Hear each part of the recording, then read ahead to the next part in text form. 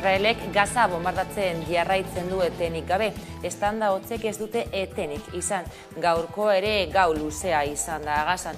Hamasek larunbatean Israelen aurka egin zuen erasoa eta Israelgo armadak gerra egoera deklaratu zuen. Eta kontraerasoa ez da nolanahikoa izan.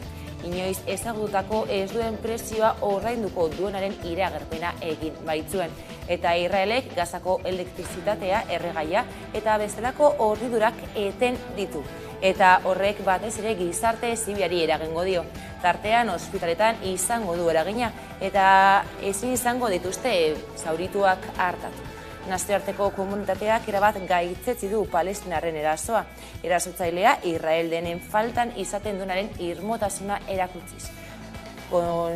Kontraparasitan jauzi barik eta istingurua kontuan hartzea ezinbestekoa da. Hala nola, azken hilabeteetan Palestinarrek jasandako erasoeten gabeak, kolonoek hartutako eremuak, edo Gazako 16 urteko blokeo edo nazioarteko legediari jaramonik egin ez izan.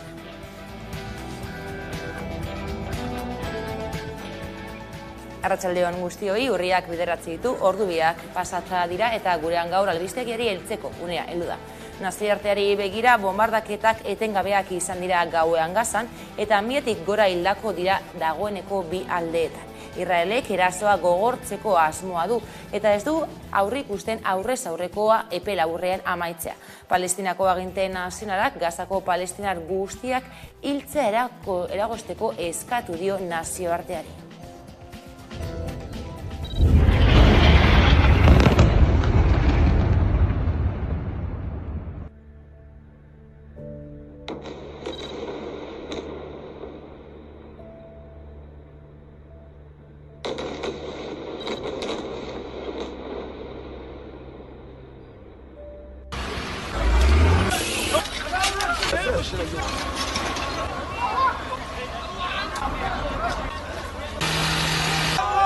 يستهدفوك بشوي في دير البلح.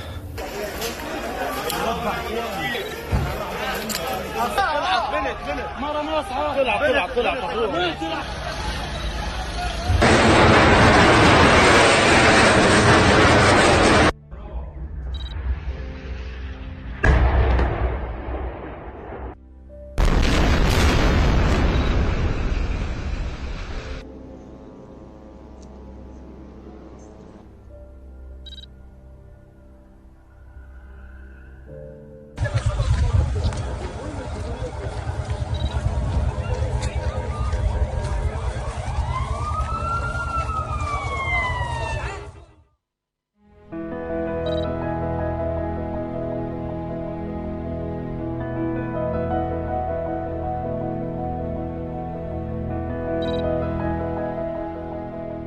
Estatu Espainiarrari eta bere inguru guztiari, estamentu guztiei, deia egiten diogu beraien bortxaren, biolentziaren ondorioz eragindako biktima guztien aitortza egiteko.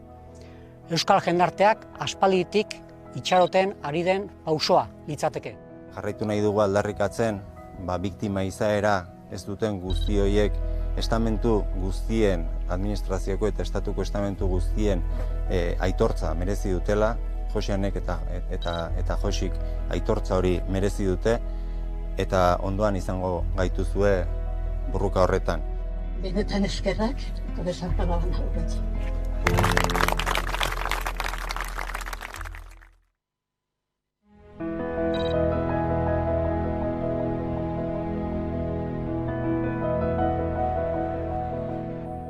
Herri bezala egin behar da eztabaida. Herri bezala egin behar da eztabaida. Gero toki bakoitzean egongo dira ezaugarri propioak, baina herri osoa eta Euskal Herri osoa kontuan hartuta egin behar den eztabaida batetaz hitz egiten ari gara. Herri proiektu bat akordatu behar da. Herri proiektu bat. Estatus politikoaren inguruan, herri proiektu bat. Euskal Herria nazio gisa errespetatzen duten guztiei. Guztien artean erabaki behar dugu. Nazio auzia eztabaidan egongo den honetan, zein den guztion artean erabakitzen dugun bidea, eta zein den guztion artean planteatzen dugun proposamena, eta zein den guztion artean herri honi eskaintzen diogun proposamen politikoa. Agenda plurinazionala erdi gunean egon behar dela.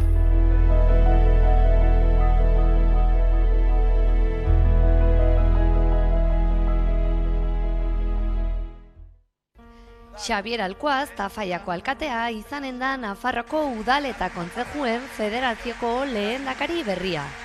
Tafaiako alkateak 750 boto jaso ditu. Tuterako tokerok 453 eta Barainaingo alkateak 40. Alkuazek PSN-eko udalen botoi esker lortu du kargua, eta horrek PSN-ek aldaketa nabarmena ekarri duela erran nahi du. Beti argudiatu duelako EH Bilduk ez zuela gaitasunik ardura postu jakin batzuk betetzeko. Gainera, hautagaitza independiente askoren eta geroa bairen babesa jaso du.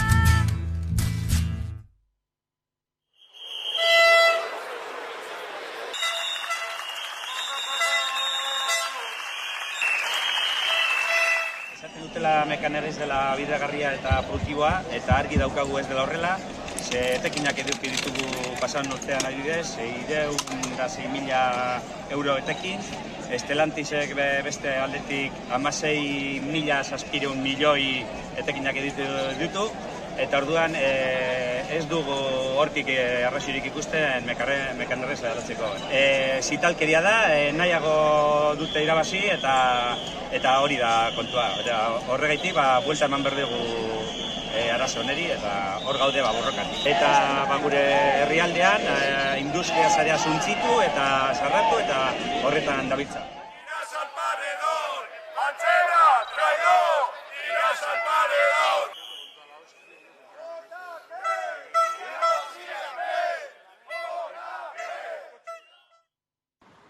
Gasteizko Michelin faktorian egiten ari den erreferendumaren lehenengo txandetan 1554 bozka jaso dira.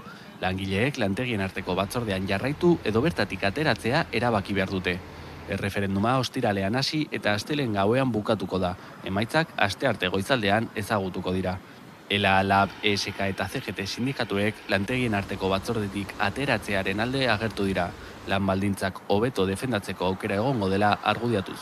Labek beti defendatu du lan egiten dugun lekuan negoziatzea. Orduan horregatik, ze guk ez dugu nahi Valladoliden edo Arandan negoziatzea, baizik eta Gasteizen, ze hemen lan egiten dugu, hemen erabakiko dugu. Hombre, momentu honetan ja hitzarmena sinatuta dago, orduan horrez dugu aurrera pausurik edukiko, baina hurrengo hitzarmenerako hemen negoziatzea oso ona da, eta hemen maila edukitzea oso positiboa da, hemen erabakitzeko. Urria eta abendua bitartean 2000 gurpiltona ekoizteari utziko dio lantokiak. Zuzendaritzak eskariaren beherakada eta taldearen konfiantza faltagatik hartu zuen erabakia. Izan ere, hitzarmenaren kontra egindako mobilizazioen ondorioz, taldeak Gasteizko langileengan konfiantza galdu duela esan du zuzendaritzak. Sindikatuek erreferendumaren testu inguruan langileengan presioa egiteko iragarritako erabakia zela salatu zuten, eta lantegien arteko batzordetik ateratzearen alde bozkatzera deitu zuten. Proiektu hau bultzatzen ari diren administrazio eta Guggenheim Fundazioko ordezkarien hitzetan, esan digute martxan jartzeko 30 milioi euro beharko liratekela.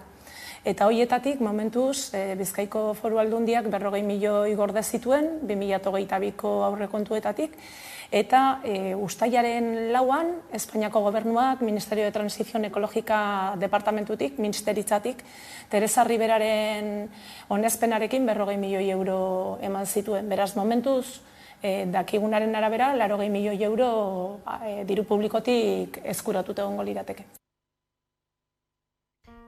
Milaka lagunek euskeraren ofizialtasuna eskatu zuten Etxarrin ospatu zen Nafarroa oinezen.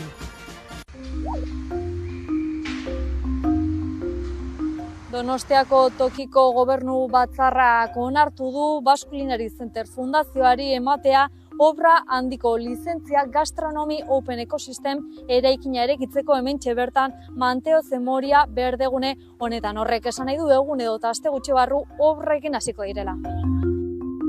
Goek duen helburua da hiri barruti bat bultzatzea, helburu duen espazio fisiko bat osatuz, eta bertan besteak beste gradu ondoko gedak, produktu eta zerbitzu berriak garatzeko laborategi eta tailerrak, coworking eremua eta erakusketa eremua eta ekitaldiak egitea izango ditzateke. Helburua esango nuke berrikuntza bultzatzea dela.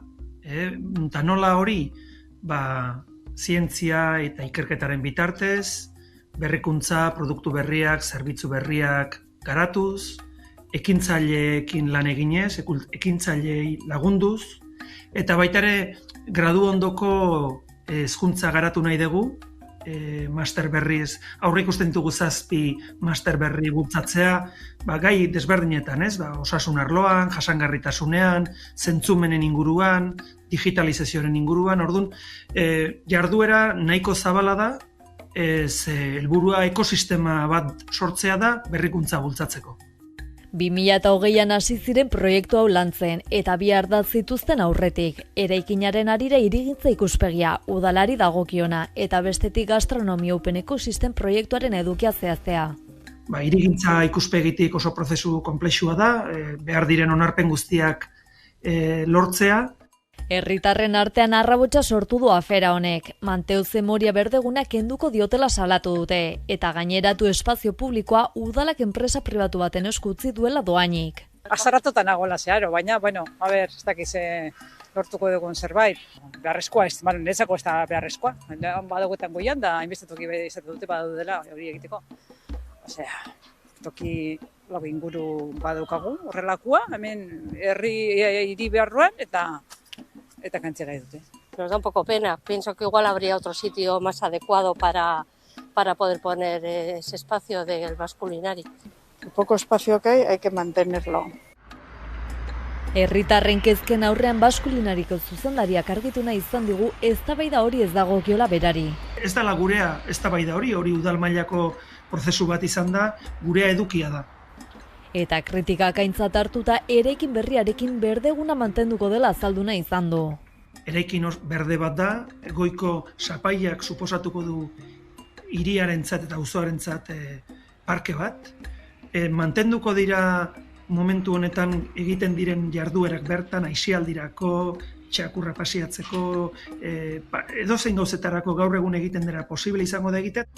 Gauzak horrela udalak dagoeneko lizentzia onartuta, obrak azaro aldera aste aurre ikusten dute. 18 bat hilabete izango dira, ondorioz, 2025ko apirilean edo bukatuko dira obrak eta hasiko gera lanean eraikin berrean.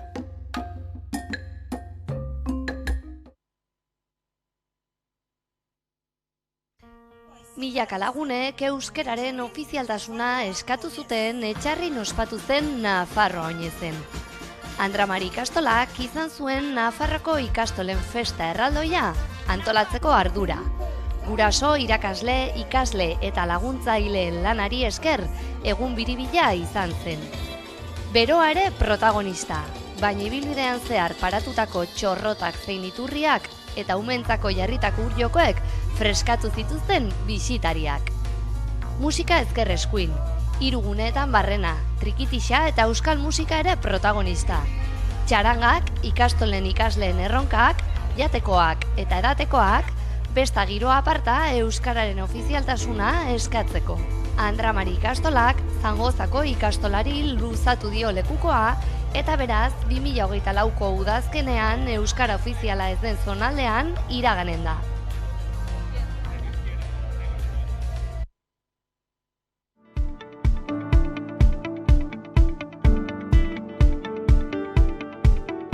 Urnietara etorri gera gaurkoan, Agijupens taldearekin, jubilatu eta pentsioduna dira danak, eta orduan, beraien bideo honetan gure babesa eskaini nahi genien, egiten duten apostua alde batetik bizitza osasuntsu eta aldi berean ere pozik bizitzeko apostua guretzako oso garrantzitsua da eta bideo honetan elkarrekin egon nahi genduen.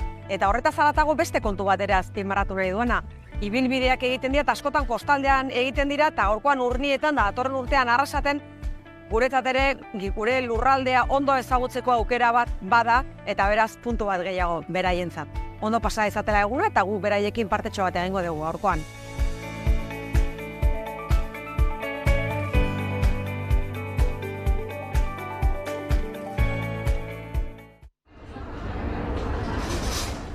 Bilboko hainbat kale eta auzotan ala nola Deustun, Santu, Txontxurdinagan, Indautxun edo Basurtun zuhaitzak mozten ari dira, kaleak berritu eta hirigintza plana gauzatuz. Udalak Twitter sare sozialean duen kontu ofizialaren bidez adierazi zuenez, Agirre lehendakariaren etorbidean zuhaiztia aldatzen ari dira kalea berritzeko lanak aprobetxatuz. Udalaren arabera egoera txarrean zeuden, sustraiak batez ere, bera segurtasun arrazoi bat izan da. 128 zumarren erdiak moztu dituzte dagoeneko. Hala ere ekologistek zalantzan jarri dute kale horretan dauden zuhaitz guztiek gaixo jarri izana. Inguruko bizilagunak kexu dira eta Marta Olazabal beze iruko ikertzaileak ekintza klimatikoan eta hiri egokitzapenean adituak ere adierazi du zuhaitza funtsezkoak direla hirietan. Gaineratu du horren evidentzia zientifikoa izugarria dela eta orain zuhaitz berriak landatuko balira ere hamarkadak beharko dituztela ekosistema zerbitzu berberak emateko. Herritarrek diote euren osasuna jokoan dagoela. Horren aurrean mobilizazioak egiten aritu dira zuhaitz mozketak salatzeko. Stop Tala Deustu elkarteak hilabeteak daramatza etorpide garrantzitsu honen eraberritzak egarritako zuhaitz mozketa salatzen. Orain gainera udazkenan gauden arren uda dirudi, izugarrizko bero egiten ari da Bilbon. Badaintzat hartu behar da zuhaitze funtsezko zeregina betetzen dutela alderdi giltzarriak arautzeko eta hiriak espazio bizigarriago bihurtzeko. Karbono dioxidoa xurgatu eta oxigenoa kanporatzen dute. Itzalguneak eskaintzen dituzte, partikula kutxakor txikiak iragazten dituzte eta horre guztiak udako temperaturak 2 eta 8 gradu hartan arintzen laguntzen du. Bestalde zarataren aurkako esi naturalak sortzen ditu, eta hegaztientzako babesleku ere badira zuhaitz horiek, hiriko biodibertsitatea areagotzen laguntzen dutenak.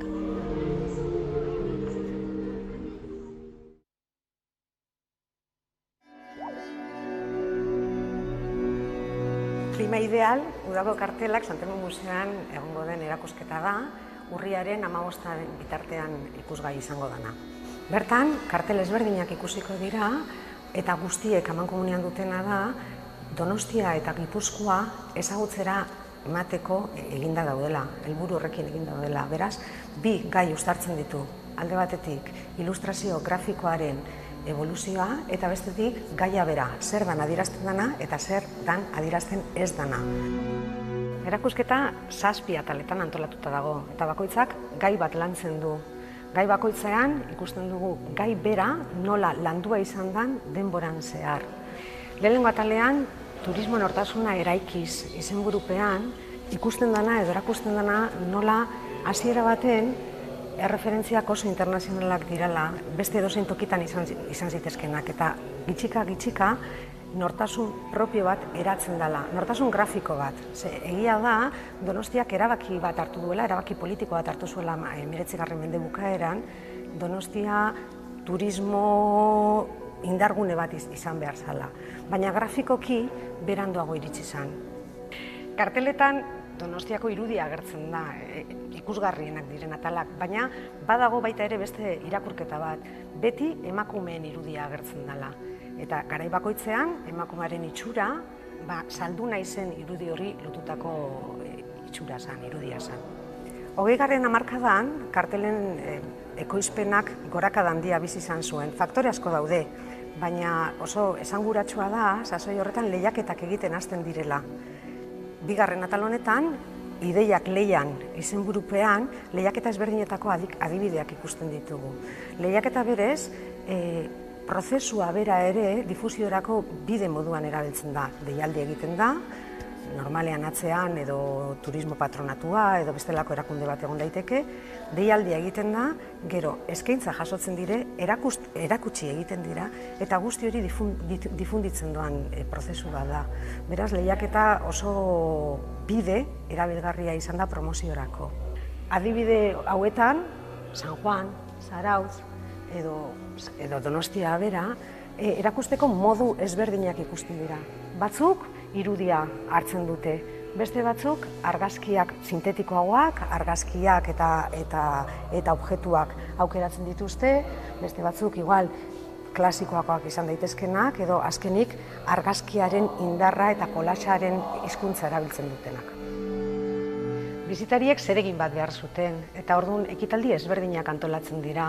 Berez, gela honetan, bi atal daude. Batean, jolasa eta dibertsioa ikusten da, eta beste aldean berriz, euskal jaien sorrerari lotutako atala. Kasinoak izan ziren eskaintza zabaletariko bat, bai Gran Kasino, de San Sebastián edo Gran Kursal. Jokoa debekatzen danean, beste modu batera ere aurrera jarraitzen dute, eta batez ere ekitaldi ezberdinak egiten dituzte, jai tematikoak egiten dituzte, eta bakoitzak bere kartela izango luke. Karteletan elementua oso esanguratsua da, arte efemeroa da. Ekitaldi bat saltzeko eta gero bukatu egingo dana. Horrek asko eragozten du material hori ondo gordetzea eta babestea. Berez erabiltzeko eta berez erraz bukatzen den materialak direlako. 20. hamarkada oso aberatsa izan zen kartelgintzan. Orain gauden areto honetan Gipuzkoako ereduak ikusten dira.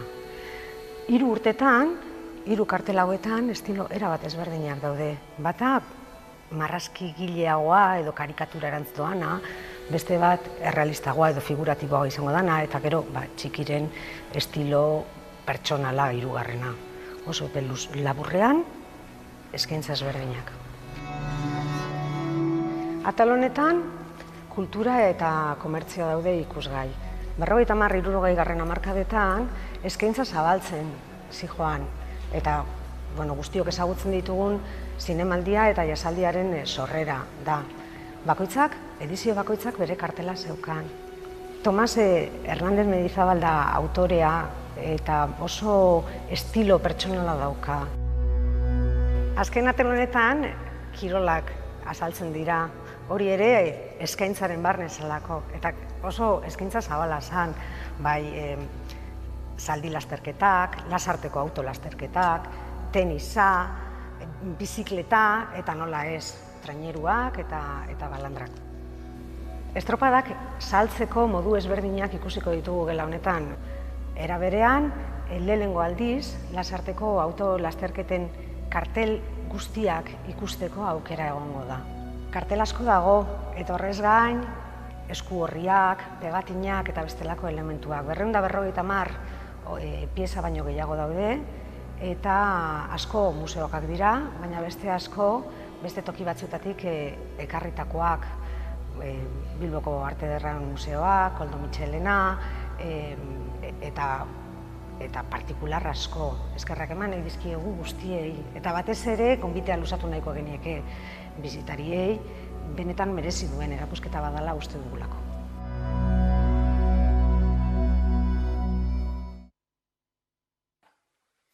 Bernaola zikloak bere 20. edizioa aurkeztu du. Musika garaikidearen nazioarteko zikloa Araban egongo da urriaren 14tik otsailaren 3 arte. Guztira 13 kontzertu eskainiko ditu. Gehienak Gasteizen izango dira 2 izanezik, Araian eta Bilbon egingo direnak. Bernaola zikloaren 20. edizioak Alfonso García de la Torre konpositore, irakasle eta kultura kudeatzailea omenduko du. Ensemble sinkro taldeak García de la Torrek sortutako musika hartuko du ardatz 3 kontzertu eskaintzeko. Por supuesto va a haber mucha música de Alfonso, en concreto 6 obras y también otras 5 obras de 5 compositores que han querido sumarse a este homenaje y han escrito música para la ocasión. Kontzertuak urriaren 14an, larunbatean hasiko dira Jesus Guridi Kontserbatorioan. Azkeneko kontzertua Akusma taldearena izango da, otsailaren 3an. Bien bitartean, Anthony Pateras pianista, Katarina Gros violontxelista, edota Maria Eskaroni eta Zurine Benavente dantzariak pasako dira zikloaren agertokietatik.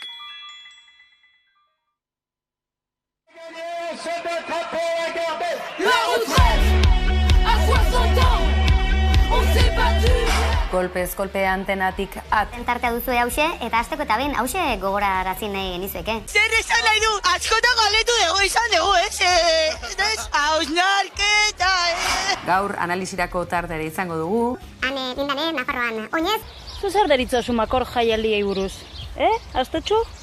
Guk Euskal Herrian oso ondo dakigu zer dan benetan urratzea adierazpen askatasuna ez da. Ben argi utzi nahi dut, mesedez, osea, sare sozialetatik jarraitzen hau zuenok. Ni ezagutzen hau zuenok, badakizue txiste txarrak.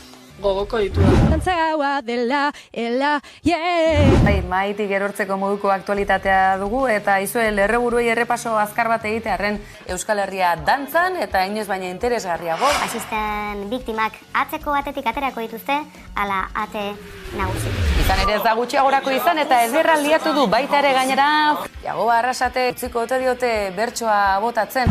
Ez dira ez atzean geratu, nola ez bat... Hori da hori naturaltasuna Jaun Andreok. Ezue, hori guztiari aria jarraitzare ez da gauza erraza. Gorritan uria, kanatxa zara zu euria. Tu ezetak irepuntar. Hasi besterik ez da egin.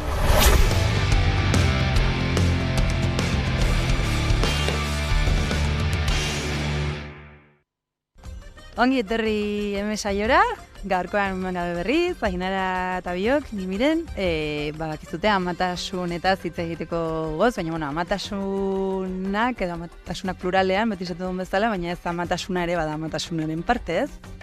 Azkenean gauza bat ez delako besterik gabe. Zergatik zara ama?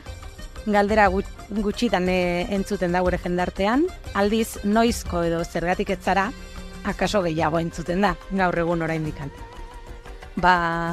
Hasteko esango dut, nik betidanik eta usteot oso gaztetik, oso garbi eukidotela, ez dutela ama izan nahi. Ez nau sekula edakarri, ez dut sekula desi hori sentitu, nahi hori sentitu, eta aldi beren ere, nik usteot oso konstiente izan naizela, edo beti defendatu dutela, ama izatek behar dula benetako nahi bat.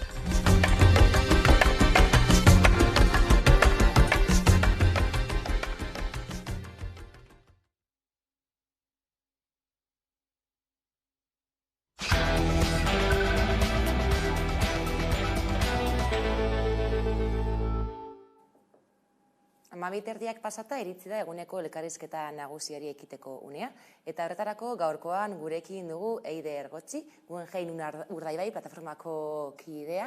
Kaixo Eider, eta ongi etorri? Egunon.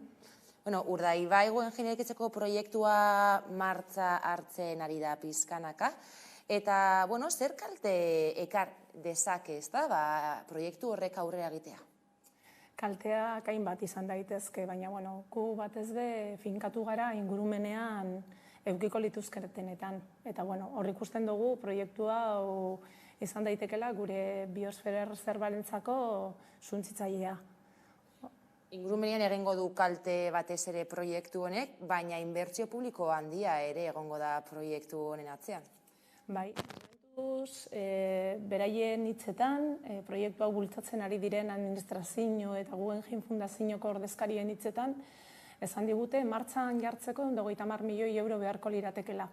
Eta horietatik, momentuz, Bizkaiko Foru Aldundiak 40 milioi gorde zituen, 2022ko aurrekontuetatik, eta uztailaren 4an, Espainiako Gobernuak, Ministerio de Transición Ekologika Departamentutik, ministeritzatik, Teresa Riberaren onezpenarekin 40 milioi euro eman zituen. Beraz, momentuz, dakigunaren arabera, 80 milioi euro diru publikotik eskuratuta egongo lirateke. 40 milioi euro dagoeneko eskuratuta, 130 milioi ere inguru aurrekontua izango luke proiektuak, eta zertan datza zehazki proiektu hori? Galdera oso ona. Zeguk ere ez dakigu. Naiz eta atzo Elizabeth Etxanobek deian elkarrizketa bat eman, eta esan bere helburua aldundi garden bat eta proiektu guztien informazio herritarrei helaraztea eta proiektu guztiak ezagunak izatea dela, esan du, baina ez da egia. Azkenean eskualde oso bat gaude, egunero periodikua irakurtzen, komunikabideak entzuten proiektu honen berri jakiteko. Orduan, proiektu honeri buruz dakiguna komunikabideetatik jasotako informazioa da. Eta, momentuz dakiguna da, museo bi kokatu nahi dituztela, bata Gernikan, Dalia enpresa izandakoan, eta bestea Muruetan. Astilleros de Muruetak momentu honetan okupatzen duen eremuan. eta biak lotuko lituzken, bia berde deitzen dutzie beraiek, eta bueno, museo bi honek lotuko lituzken bidea. Hori da dakiguna, badakigu Daliatik eman nahi diotela sarrera, badakigu Dalian biltegiak, ofizinak, parkinak, jatetze bat, muruetan espositoreak diren gelak jatetzea, hainbat datu periodikoetan irakurri ditugunak, baina ofizialki proiektu hauei buruz zer dakigu, ezerrez, ze proiektu hau era integral batean ez da existitzen. Eta hori da daukagun erronkarik handiena. Proiektu hau edozein lekutan salatzeko, proiektua falta da. Ditugunak dira piezatxoak. Proiektua zatituta aurkeztu dute 7 zatitan. Eta zati guzti horrek batzen baditugu, hori irtetzen da. Museo bi, ibilbidea, eta sortu nahi duten konglomeratu guzti hau, makroproiektu guzti hau. Baina proiektu moduan ez da existitzen. Dona salduzu ez, proiektu moduan ez da existitzen, informazio gabezi hori badagoela, eta bera ipatu duzu, proiektuak batez ere ingurumean izango dituela kalteak ez da, baina bitartean Arantza Tapia, Jaurlaritzako garapen eta jasangarritasun sailburuak, Onda Baskan adierazi zuen aurrekoan, Urdaibaiko Guggenheima ez dela baterazina biosferaren erreserbarekin, horiek entzunda ez dakit zer duzuen esateko? Bueno, nik esango neuken lehenengo gauza da, Arantza Tapiak Urdaibai ez dakilan ondagoen. Ze egin duen konparaketa izan da Urdaibai Anberezekin, Hamburgorekin parkatu, Hamburgoko portuarekin. Orduan, hortik hasten bagara, daukagun ezagutza handia da. Tapia anderea gainera bere legea indarrean jarri duenetik, dana da posible. Udalen gainetik, beretzako beharrezkoak diren proiektu guztiak egiteko ahalmena dauka. Beraz, Tapiak esaten duena guretzako momentu honetan ez da pisuzko hitza. Ez da pisuzko hitza. Eta gero egin duen konparaketa guretzako, lekuz kanpo dagoen konparaketa bat da.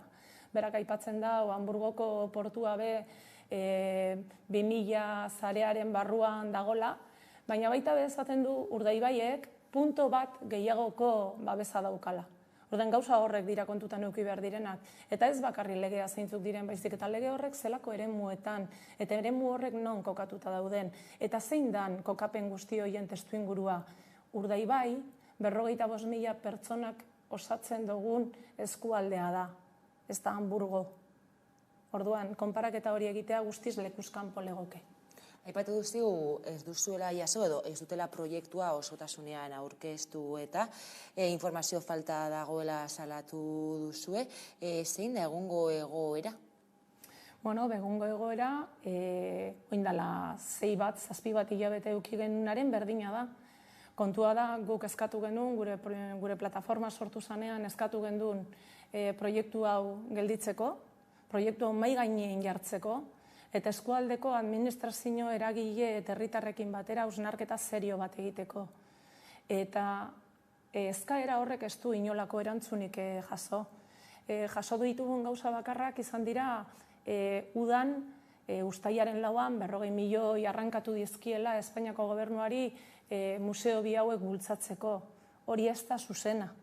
40 milioi euro etorri dira transizio ekologikoko ministeritzatik, baina ez museoak eraikitzeko, inondik inora ere ez. Diru horrekin egingo diren ekintzak mugatuta daude. 13 ekintza dira. Eta ekintza horrek ingurumenean erlazioa dute guztiek. Orduan, euro bat ere ez da museoak eraikitzeko. Eta hori oso argi eduki behar dugu. Gero, abuztuaren batean, El Correok zabaldu zuen bere periodikoa portadan esanez, Kostasek informe bat eman duela Museo Guggenheimari bidea errastuz, informe positiboa eman duela Kostasen legean. Ez da egia. Gu lege horren murrizketan, zeskatzen dutena da, 100 metrotako babesa, 20 metrotara jistea. Orduan, 80 metrotako galera egongo litzateke, babesari dagokionez, gu aleganteak gara. Eta gurekin batera beste alegante bi daude. Bilboko arkitektu pribatu bat, eta Asociación Europea de perjudicados por la ley de costas. 3 alegante gaude eta 3 aurkeztu ditugu alegazioa kontu honetan. Guk ez dugu erantzuni jaso. Eta guk berri hori irakurri gendunean, Kostazekin kontaktuan jarri ginen. Eta Kostazek esan zigun, ez dagoela inongo erabakirik hartuta kontu honen gainean. Berriro be, oindala aztebi, bidartek korreon beste elkarrizketa bat eman zuen, eta esan zuen que el problema de la servidumbre de los 20 metros estaba solucionado. Hori dala eta alegante batek, gutariko batek, Kostazi idatzi egin zion, esanez, hori egia zan, ala rektifikazio bat eskatu behar zitzaion komunikabideari, eta zigiluarekin daukagu, Ministerio de Transición Ekologikako zigiluarekin daukagu dokumentua esanez, ez dagoela inolako erabakirik hartuta kontu honetan. Beraz, hau da daukagun informazioa, komunikabideetan askatzen dizkiguten olako sondatzoak, jenteak zelako zelan hartzen dituen notizia haue jenteak, eta horrela ari dira jokatzen. Eta hau da daukagun informazioa. Orainiko, beraz, ez dakizu ezin izango den Kostaren erabakia, baina ala ere legea betetzeko dago, ezta? Eta lege hori baldin bada erreserba edo leku hori babesteko. Horrela da. Guk eskatzen dugun gauza bakarra da. Momentu honetan, Euskadin daukagun biosfera erreserba bakarra da. Biosfera erreserba horretan momentu honetan indarrean daude mundu mailako legeak, Ramsar konbenioa, eguneak babesten dituna. Natura 2000 zarea. Natura 2000 zarea Europa mailako legea da. Horren barruan ditugu 4 eremu ZEC, zonas de especial conservación. Eremu bat ZEPA, zona de especial protección para aves. Eta horrek onartu egin behar dira eta bete egin behar dira. Espainia mailan Kostas legea daukagu Ministerio de Transición Ekologikak kudeatzen duen legea. Ez bakarrik itsasoari dagokiona, ibai, erreka eta urarekin erlazionatutako guztiari. Eta ezegune bati buruz, padura bati buruz berbetan ari gara. Badaukagu baita be,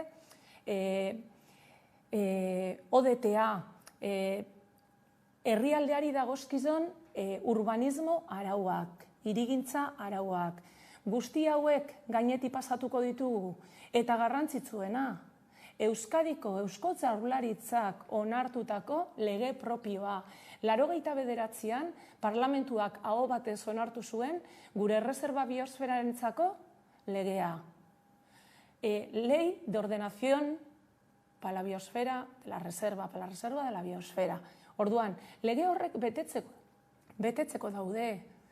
Bestela, nahi dugun egiten badugu, irten gaitezan telebistan, eta esan dezagun lege horrek kentzea nahi dugula. Ze lege horrek lortu genitunean, telebistan irten ginen arro, esan ez, lege honek babesten gaitu, eta beste honek babesten gaitu, bete ditzagun. Guk ez dugu besterik eskatzen, bete ditzagun. Izan gaitezan zuhurrak, eta lege horrek bete ditzagun. Gure babestua da Urdaibai, horretarako, badaude legeak, baina, agian posiblea da, lege horiek interesen arabera kendu edo horlakoak egitea. Eta, kontua da gainera, UNESCO-ko adibidez, Urdaibai eremu babestua izendatu zuela, eta orain, masa turismoaren ustiatege bihurtuko dela, bihurtu daiteke proiektu honekin. Bai, UNESCO-k reserva biosfera izendatu zuenean, 1984an, helburu bat, beste askoren artean, baina helburu bat jarri zuen, eta zan, ingurune honek zituen balioak babestea. Eta hori da, proiektu honek egingo ez duena. Proiektu honek 140.000 turista ekarri nahi ditu gure biosfera erreserbara 3 hilabetetan. Zatiketa egiten badugu, irtetzen den zenbakia 45.000 pertsona ingurukoa da, hiero. Eta eskualdeak dauka kapasitate hori.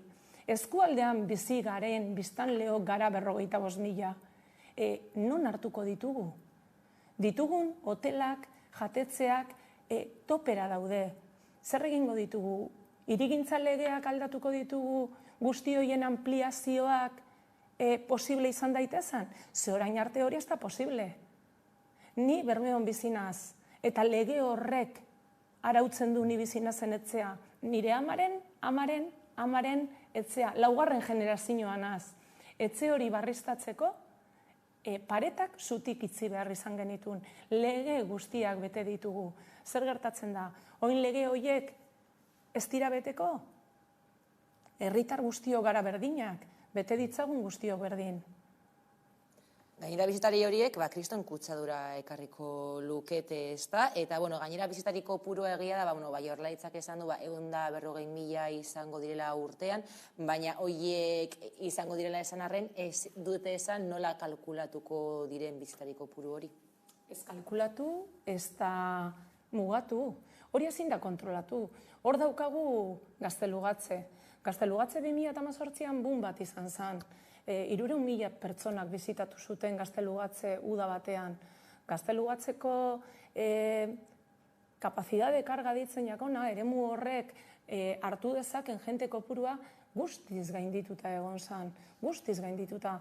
Ikerketa bat egin zen garai horretan Eusko Jaurlaritzak eskatuta, eta ez Gaztelugatze bakarrik. Ikertu zen Gaztelugatzeko kapazitatea eta Urdaibaikoa. Eta Urdaibaikoa sorpresa izan zen. Urdaibaikoa be gainezka zegoen. 2018an, inongo museo barik. Orduan, momentu honetan, kapazitate hori gainetik ari gara. Kapazitate hori gainditu egiten dugu. Zer suposatuko du museo bi hauek ekartzea? Eta zelan kontrolatuko dugu? Ze Gaztelugatzen tiket bat hartu behar dozu. Baina, nizoz Gaztelugatzeko kidea ere banaz, eta egin ditugun ikerketa guztietan, zu Gaztelugatzera bazoaz, eta ara hurbiltzen da jendeari galdetzen badiozu, tiketarekin edo tiket bari datozen, 4 tiketarekin dator, baina 3 tiket barik datoz. Eta guzti horiek, beraien kotze pribatuarekin hurbiltzen dire eremu horretara. Beraz, hori zelan kontrolatuko dugu. Eta kasu honetan, berdina gertatzen baiaku, nork kontrolatuko du hori. Zelan kontrolatuko dute? Errezena esatea da, baina gero praktikan jarri behar da. Eta ikusi dugu Gaztelugatzen ez dela posible izan. Naizetatik eta jarri. Orduan, hemen nork bermatzen du hori. Eta badago Europan printzipio bat, zuhurtziaren printzipioa. Dudaren bat badaukagu, ingurumenean kalte txiki bat egin genezakela, zuhurtziaren printzipioa aplikatu behar da. Eta ezin dugu honekin jokatu. Eta guk hori eskatzen dugu, zuhurtziaren printzipioa aplikatu dezagun. Ez gaude ziur, kontuz. Ez dezagun urratzik emon aurrerantz. Zegero kontu hauek ez daukie atzera biderik. Ez daukie. Etori da zaindu behar duguna. Gainera, Aider, Busturiako eskualdeak arazolarria badu etorkizun sozioekonomikoan eta bestelako proiektuak martxan jarri aldira edo kontuak bultzatu bertako zonaldean. Hainbat plan egin dira gure eskualdean, arlo sozioekonomikoarekin lotutakoak. 1985an bat egin zen, 1988an beste bat jarri zuten martxan, 2005 arte iraun zuen, planak baditugu. Plan horietan hainbat jentek, eragilek, administraziok egin du lan. Plan horrek aldun dira, eta Eusko Jaurlaritzara eraman dira. Eta Eusko Jaurlaritzak onartu egin ditu hau batez. Baina ez ditu gauzatu, ez ditu eskualdean aplikatu. Orduen eskualdeak benetan behar duena da benetako inbertsio bat. Ezin diguten esan da arazo ekonomiko bat daukagula lur jota gaudela. Zeguk hori badakigu, bertan bizi gara. Orduen, guri berdin zaigu Bilboko bulegoetatik, Gasteizko bulegoetatik edo Nueva Yorkeko bulegoetatik zer esaten diguten. Guk hori badakigu bizi egiten dugu. Baina badakigu baita be, beraiek eskaintzen diguten soluzioa ez dela erreala. 130 milioi euro ez dira inbertituko zuzenean eskualdean. Guggenheim Fundazioaren poltsikoetara doan dirua da.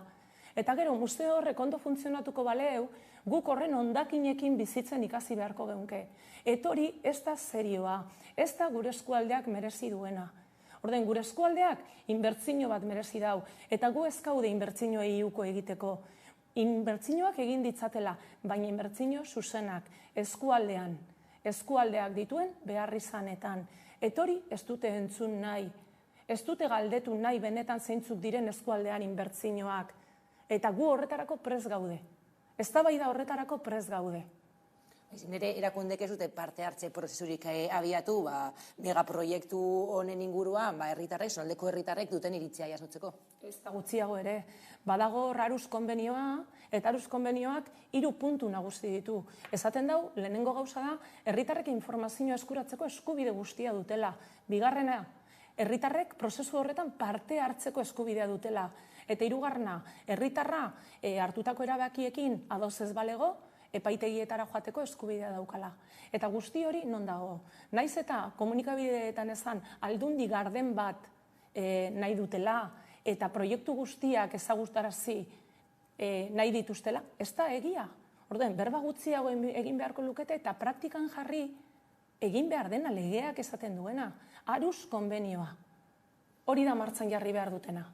Erakundetik diote gainera, dagoeneko martxan dagoela proiektua, Elizabete Etxanobe aldun nagusiak adierazi du bai, ala bai, egingo dela proiektu hau, baina zonaldeko udalek adibidez ez dute informazio jaso?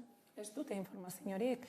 Zonaldean 22 udal daude, erreserbaren barruan 19, ni Bermeokoa naz, eta badiotzut. Udaletara ez da informaziorik heldu. Orduen, Unai Rementeria aldun nagusia zenean, bera hasi izan esaten proiektu hau egingo zala bai ala bai, eta gero nik ez dakit hitz hauek grazia indeutzien, baina Gernikan Elizabete Etxanobek maiatzean emandako mitinean hitz berdinak erabili zituen. Bai ala bai proiektu hau egingo zala.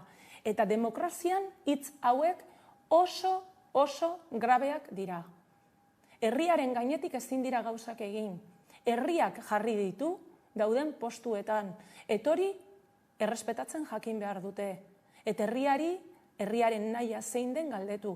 Gure eskualdean proiektu hau bultzatzen duen alderdiak, ze momentuz guk dakigula alderdi batek bakarrik bultzatzen du publikoki. Orduan, alderdi horrek hausnarketa bat egin beharko luke, hautezkunde 2 pasatu dira. Hautezkunde 2 horietan zelako emaitzak eduki dituen gure eskualdean. Hausnarketa bat egin beharko lukete. Eta uste dut hori ez dutela egiten. Esan egingo dutela bai. Batzokietatik irten behar direla baita. Baina ez dira heltzen herritarrengana. Ze guk eskaria egin dugu. Proiektu hori gurekin partekatzeko. Prest gaude. Proiektu horretan ekarpenak egiteko. Ez dugu inolako erantzunik jaso. Eta hori ez da posible. Esaten duten moduan, gobernantza eredu oso kaskarra da. Eta horreri buelta eman behar jako. Herriaren gana hurbildu, herritarrekin parte hartu. Eta hori eskatzen dugu, ez dugu besterik eskatzen. Gure plataformaren izena da Guggenheim Urdaibai stop. Ez dotzagu jarri ez. Ipini dotzagu Guggenheim Urdaibai stop. Nahi duguna dalako gelditzea, mai gainean jartzea, eta goazen ikusten zer daukagun eta zer behar dugun. Orduen, ezkara ez eta ez esaten duten hoietakoak. Guk nahi duguna da, hausnarketa bat, besterik ez. Hausnarketa bat, zeintzuk dira beharrak eta zerk azetuko lituzke behar horrek, gure beharrak. Ez Nueva Yorkeko fundazio baten beharrak. Bidartek esan zuen, azkenengo elkarrizketan, que esto era una necesidad interna del Museo Guggenheim de Bilbao. Hombre, hori egia da, aspaldian entzun dugun egirik borobilena da. Baina hortik hasi daitezela. Beraien behar bat da, ez eskualdearena. Orduan, ez dezatela esan eskualdeak bere arazo guztiak konponduko ditula museo honekin. Museoak konponduko ditu bereak, baina guk ez. Orduan, gu horretan finkatzen gara, gure arazoak zeintzuk diren eta konponbidea emateko zer behar dugu. Otsailean aurkeztu zenuten Guggenheim Urdaibai stop plataforma, eta ez dakite ordutik hona, orduan hartu emanik izan duzu erakundeekin edo ez duzu erantzunik jaso? Harremanak guk saiakerak egin ditugu erakunde guztiekin. Bizkaiko batzar nagusietan proiektu honeri buruzko informazioa ukatu egin zaigu. Bizkaiko Foru Aldundian proiektu honeri buruzko informazioa ukatu egin zaigu. Galdetu dugun udaletan ez zaigu ukatu. Ezki udalek ez dute informaziorik, beraz ezin digute eman. Orduen hori da daukagun egoera. Gernikako hautezkunde aurretik, Gernikako EAJ-ko hautagaia zan Xabier Irazabalek deitu egin gintun, eta berarekin batu ginen. Eta proiektu honeri buruz galdetu genionean, berak esan zuen, proiektu honeri buruz berak ez zeukala informaziorik. 3 aste pasatu ziren eta 8 proiektos bere programa horretan azkenengoan han irten zan. Proiektu honen maparekin, planoekin, orduen, guarrituta gelditu ginen, orduen, maila horretan jokatzen ari gara. Orduen, administrazioen aldetik ez daukagu erantzunik. Eta, ikusita, uste duzu proiektuak aurrera egingo duela? Saiatuko gara ez. Momentu honetan proiektu honek arazo potolobi ditu. Alde batetik Dalian, lehenengo museoa jarri nahi duten tokian, Dalia 1957an eraiki izan, eta 3 eraikin ditu. Eraikin horietako bat, momentu honetan, ondare industrial izateko proposatuta dago. Orduan, hori dela eta proposamen horren azken erabakia hartu arte, hori ez dago botatzerik, naiz eta Etzanobek esan zuen irailean hasiko zirela horren lanak. Ikusi dugu ez dela horrela izan. Gu gure aldetipe denuntzia bat jarrita daukagu, orduen suposatzen dut guzti hori argitu arte hori ezingo dela egin. Daliaren azpian lur kutsatuak daude. Orduen, lur kutsatu horrek garbitu egin behar dira.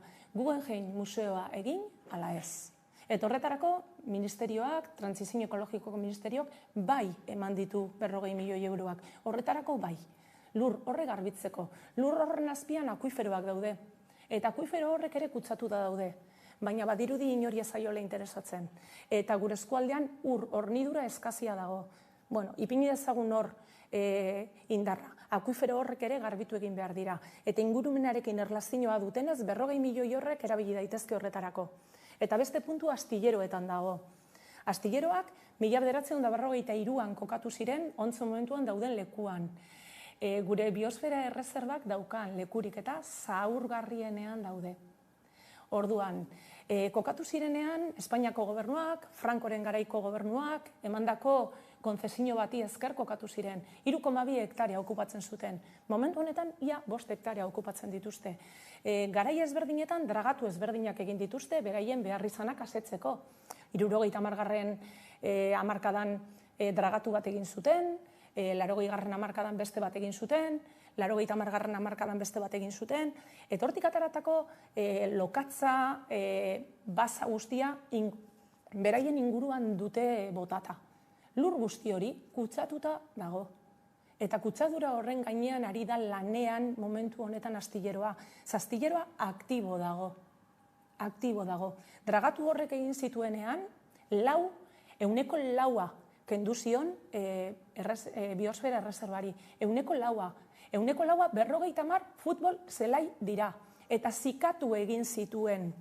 Orduan, inorkestu dudan jarriko astilleroa gure eskualdera lana ekarri duela eta industri mailan eduki duela bere garrantzia. Baina ingurumenean egin duen kaltea ere zein dan onartu beharra dago. 2018an amaitu zitzaion konzesioa. 5 urte ari da konzesio barik lanean. Orduan, gu dinoguna da, zergaitik astilleroa hortik doanean, ez guk dinogulako, baizik eta museo bat ekarri nahi dutelako bere lekura.